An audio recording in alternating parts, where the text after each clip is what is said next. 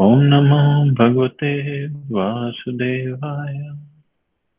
Om Namo Bhagavate Vasudevaya. Om Namo Bhagavate Vasudevaya.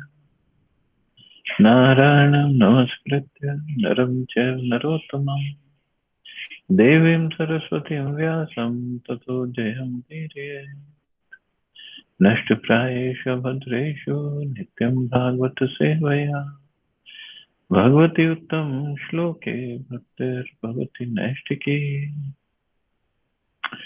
So continuing with the discussion on Srimad Bhagavatam, Canto 4, Chapter 11, Swayambhuva Manu advises Dhruva Maharaj to stop fighting. Text number 28 onwards. Yah panchavarsho jananim tvam vihaya matu sapatnya vachasa bhinna maram vanam gatas tapasa pratyagyasham aradhya leve murdhin padam trilokyaha.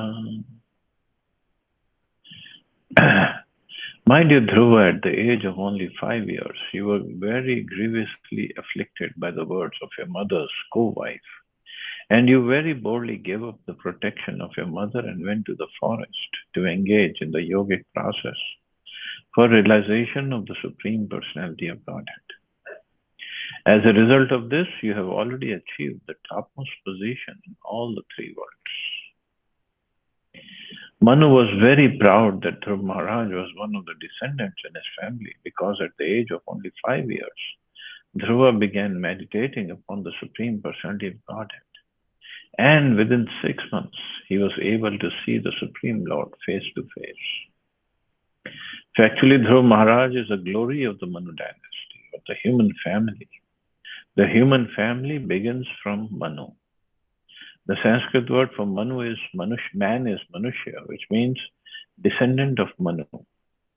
Not only is Dhruva Maharaj the glory of the family of Swayambhuva Manu, but he is the glory of the entire human society. Because Dhruva Maharaj had already surrendered to the Supreme Godhead, he was especially requested not to do anything unbefitting a surrendered soul. The Swayambhuva Manu is reminding him of the fact that you have already achieved Supreme Personality Godhead's lotus feet, His mercy. You have already realized Him.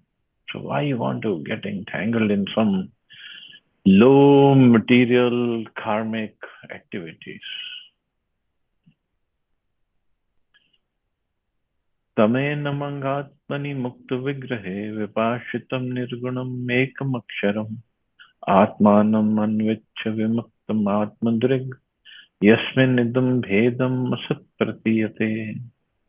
My dear Dhruva, please therefore turn your attention to the Supreme Person, who is the infallible Brahman.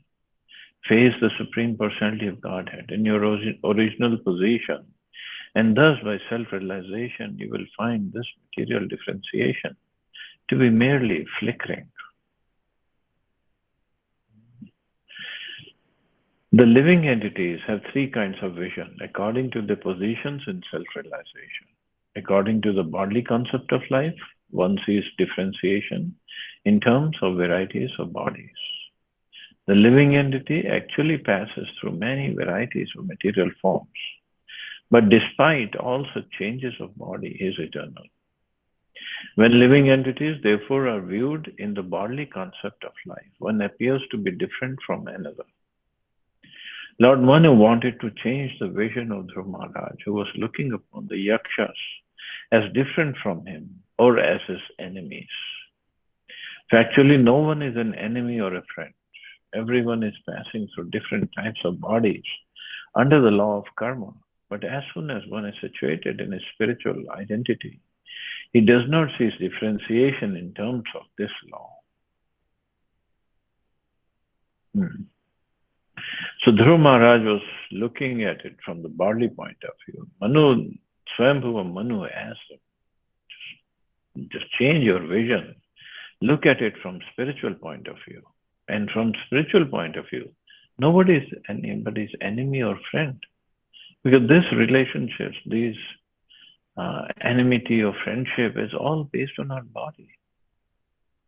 In spiritual sense, we are all servants of Krishna. So there is no question of enmity. It's all a mode of service. And in the previous verse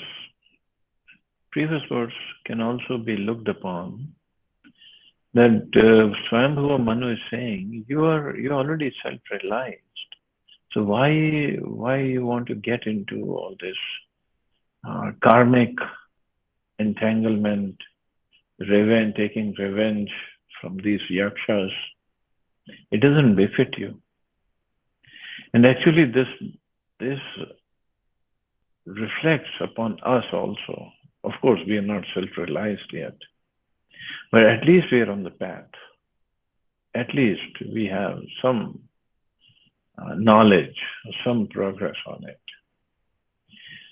So those who are on this path also, they should refrain from committing sinful activities, taking revenge. And basically you should not get into this entanglement of actions and reactions. Why? When we know it's not worth it. It's not worth it to take birth again and come back again in this material. In this birth, we can look at our life, in this life only. How many times we have to go through so much of suffering. So much of suffering. Even right now, since March, everybody is sitting at home for 5 months now. Because we are afraid of this coronavirus getting infected and dying. So it's not a very pleasurable situation. And everybody, all of us have been through a lot. Sometimes physical problems, sometimes mental, financial, emotional problems, relationship problems. Point is, why we have to go through it again? Why we want to? So point is, that's why Mahaprabhu said, tolerate. Be humble and tolerate. Many times we get into this kind of argument that, if I tolerate, the other person will keep on pushing me. If I become so humble that I don't expect any respect from others, people will not give me respect. They'll treat me badly. They'll insult me. They can do some kind of harm to me if I just keep on tolerating. Yes, all of us have a threshold. All of us have a switch. We can tolerate only up to that point. But by understanding the benefits of tolerating, benefits of adopting spiritual culture, spiritual qualities, there's so much of benefit. And one major benefit is, we get love for Krishna. We get to go back to the spiritual world, which is much more benefit than anybody doing any harm to us. And moreover, like we studied from Swayambhuva Manu's instructions, nothing can happen without Krishna's sanction. So if he is sanctioning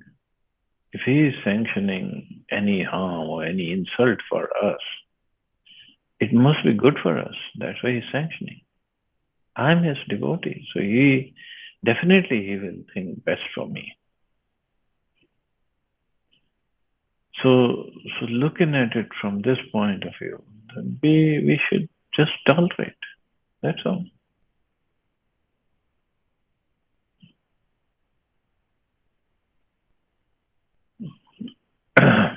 Of course, later on, there's another instruction that will come into picture that we'll study later on.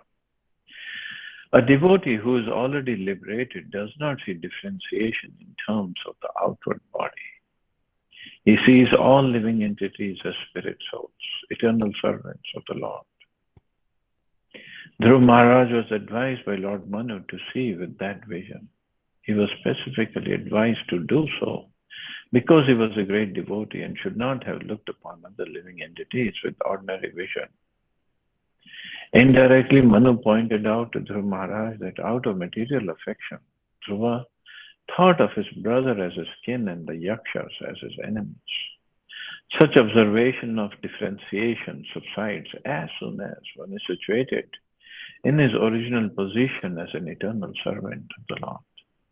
So this differentiation based on the body level, it goes away as soon as one is situated rightly on the self-realization path or the level of self-realization. Tvam pratyagatmani tada bhagvati ananta anandamatra upapannam samasta shaktam bhaktim vidhai paramam shanakara vidya granthim vibhetyasi mamaham iti prarudam. Thus regaining your natural position and rendering service unto the Supreme Lord, who is the all-powerful reservoir of all pleasure and who lives in all living entities as a supersoul. You will very soon forget the illusory understanding of I and my. So this I and my, I, me, mine, is actually based on our body. Dhruv Maharaj was already a liberated person because at the age of 5 years he had seen the Supreme Personality of Godhead. But even though liberated, he was for the time being afflicted by the illusion of Maya, thinking himself the brother of Uttam in the bodily concept of life. The whole material world is working on the basis of I and mine. This is the root of attraction to the material world. If one is attracted by this root of illusory conceptions, I and mine, he will have to remain within this material world in different exalted or nasty positions. Actually, it's all nasty. It's just our thought that thinks, oh, I'm in an exalted position. Anybody and everybody in a prison house is a criminal. Is in the prison. He's a prisoner. So what difference does it make if he's in a first-class prison cell or a third-class prison cell? By the grace of Lord Krishna, the sages and Lord Manu reminded Dhruv Maharaj that he should not continue this material conception of I and mine. Simply by devotional service unto the Lord, his illusion could be eradicated without difficulty. And if we look at the whole world actually is working on this basis of I and mine. This is mine, that is mine, this is my property, that is those are my relatives, this is my family. It's all I and mine. And I have to work for their betterment, for their sustenance, for their enjoyment. And actually it's based on I, because I take care of my family because they give me pleasure. If they don't give me pleasure, I will not take care of them. Why would I? So ultimately it boils down to I only. And that is what the bank is, ICICI Bank. So the full form is IC, means I see what? I see again, stressing it on what? I. That's the whole material world. I see. What do you see? I see. What do you see? I. But the spiritual world, on the other hand, is completely opposite. Spiritual world is based on the service. And the service is not of I. Service is of Krishna and Krishna's devotees. The service is of you, not I. The pleasure, the inherent quality of seeking pleasure is always there, because that's a constitutional position of the soul, to seek pleasure. So in the material world, he seeks pleasure in I, but ultimately it's all like that's frustration only. In the spiritual world, the pleasure is there and plenty of pleasure, but the basis of pleasure is service of you. By serving others, one definitely gets plenty of pleasure, more than the person who's getting served. The person who is serving, he gets more pleasure. That's just a different math or a different equation. Completely different altogether. So that is spiritual world. So we have to go from I to you. That's all.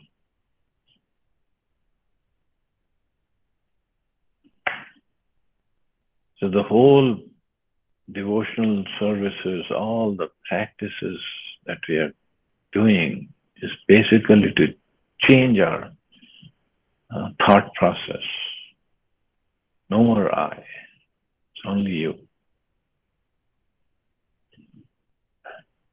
Sayatya rosham bhadram te pratipam shreyasam ram param shutena bhuyasa rajan nayadena yathamayam.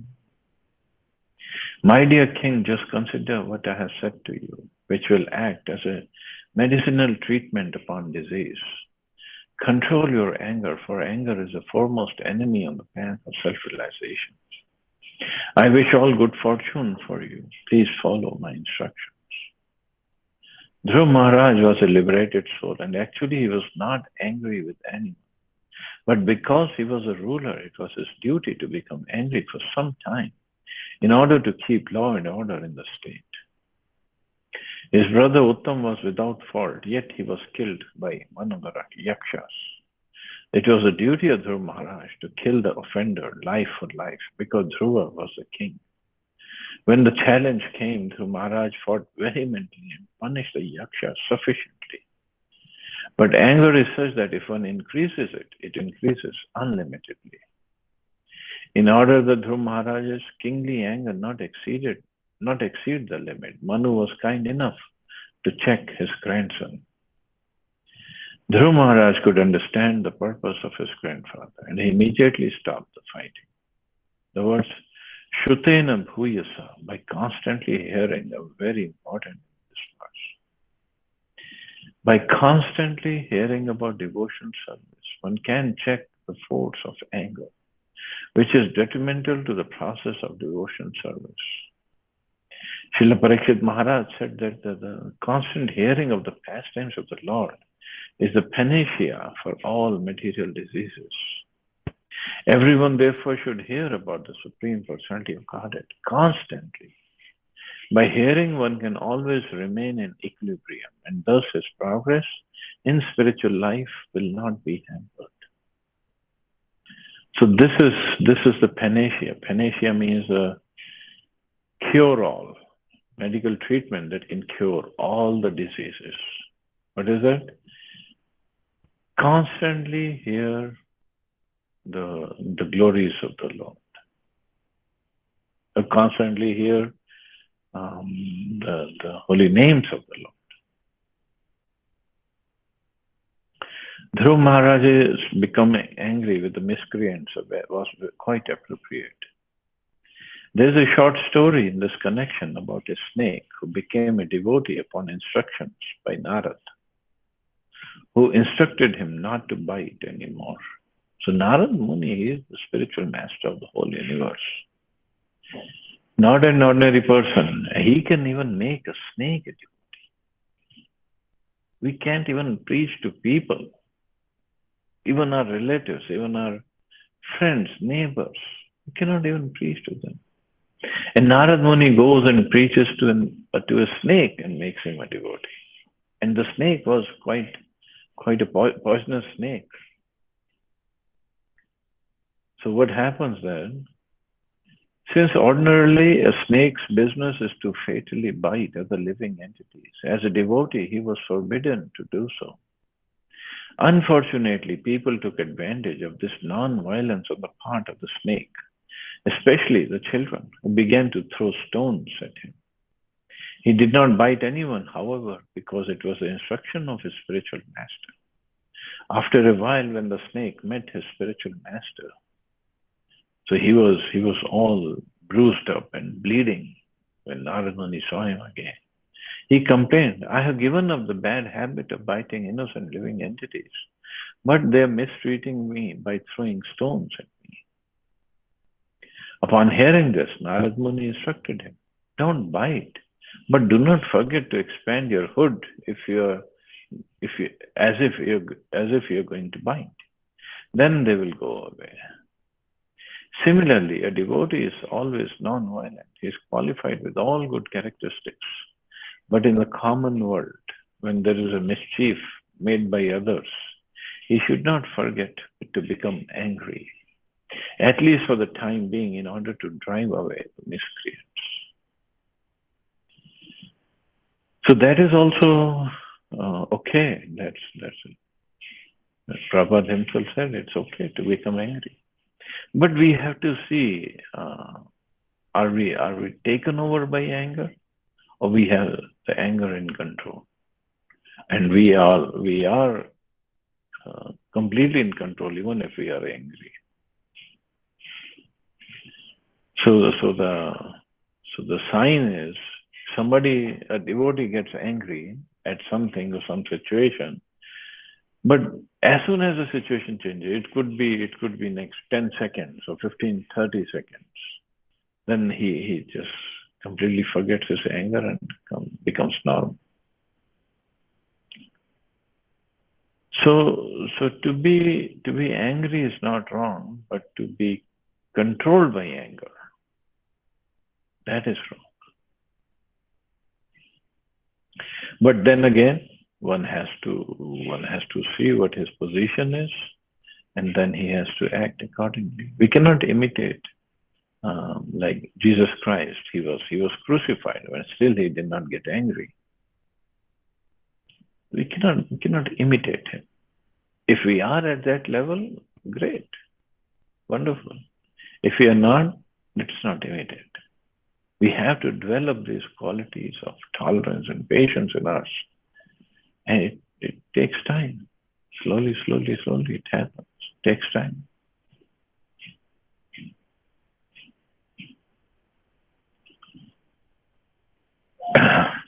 Text 32. Yenopasrishtat purushalloka udvijite vrasham na buddhastadvasham gacche icchan abhayam atmanah. A person who desires liberation from this material world should not fall under the control of anger, because when bewildered by anger, one becomes a source of dread for all others.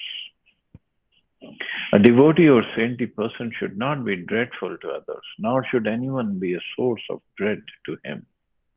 If one treats others with non-enmity, then no one will become his enemy. There is an example, however, of Jesus Christ, who had enemies and they crucified him. The demoniac are always present and they find fault even to saintly persons.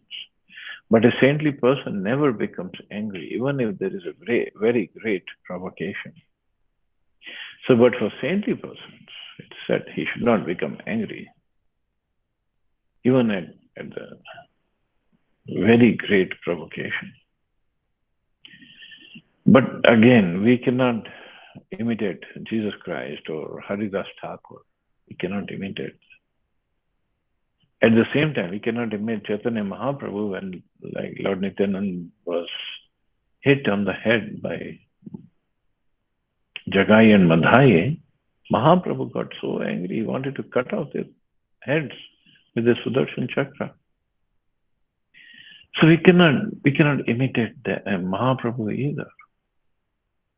But at the same time, we cannot imitate Jesus Christ or Haridas Thakur. So we have to see, where is my threshold? Where is my limit? Only thing is we have to keep on increasing that limit consciously, that I will not get angry. I do not want to get angry.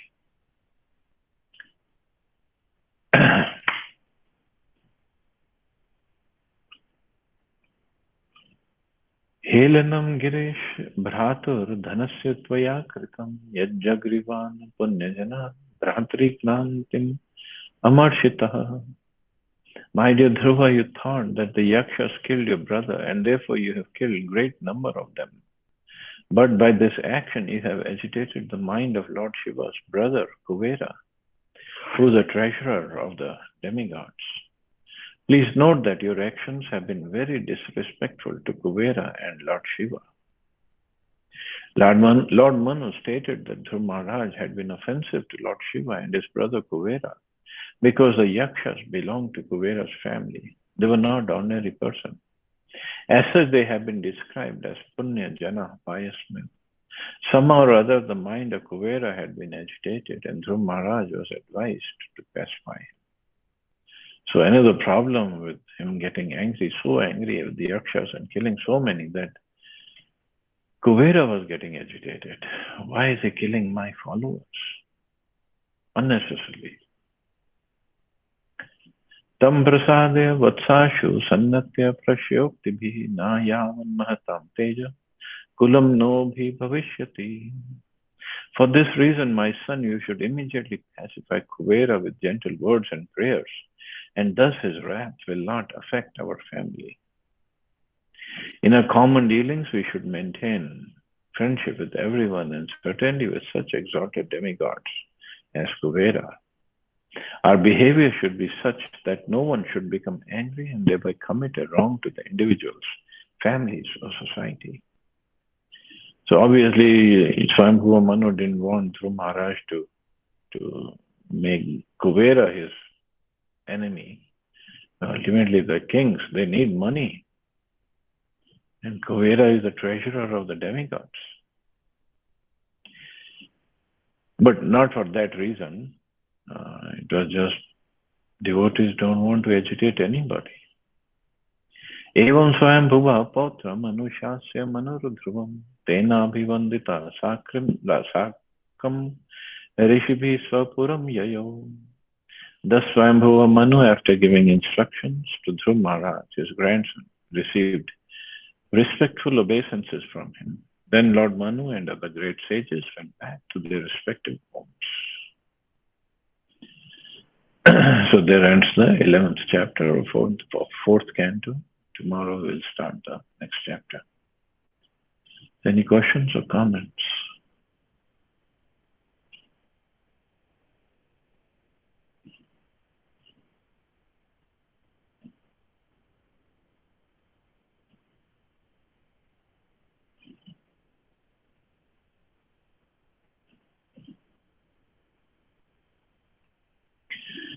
Okay, so we'll stop here. You all have a wonderful and safe day. Hare Krishna. Jai Srila Prabhupada.